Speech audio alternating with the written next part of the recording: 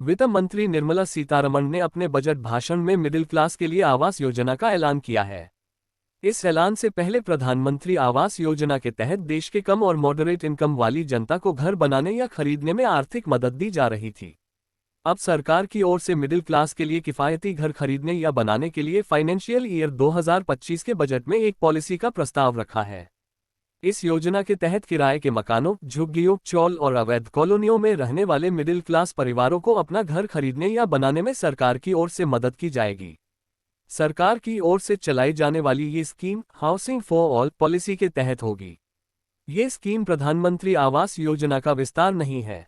यह एक नई योजना है जिसके लिए सरकार स्कीम के लाभार्थियों की पहचान कर उनकी कमाई के स्तर, स्थान और घर के प्रकार के बारे में जानकारी हासिल करके उनकी मदद करेगी।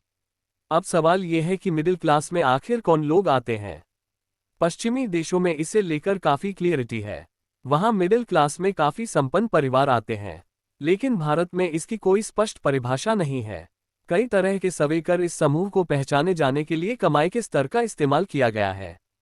People research on India's consumer economy price 2022 की रिपोर्ट के मुताबिक हर साल 5 लाख से 30 लाख रुपए कमाने वाले परिवार मिडिल क्लास के तहत आते हैं।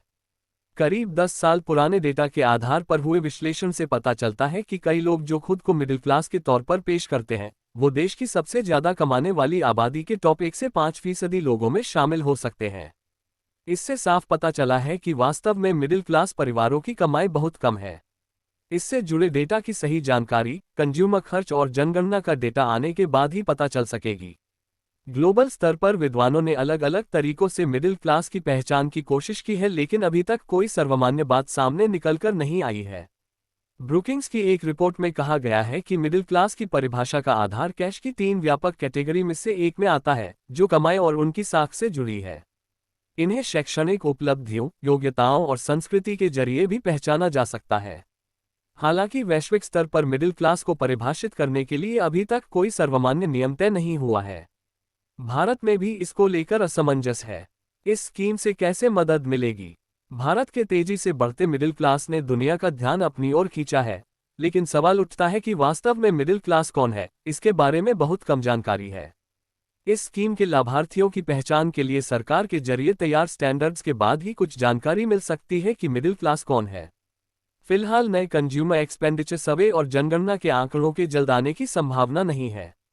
कमाई के स्तर, रहने के स्थान और आवास के आधार पर योजना के लिए लाभार्थियों का चयन किया जा सकता है। इस आधार पर सरकार की ओर से मिडिल क्लास को परिभाषित किया जा सकता है। आने वाले दिनों में कौन इस स्कीम का फायदा उठा सकेगा? संभव है कि सरकार इसकी जानकारी स्वयं जारी करे।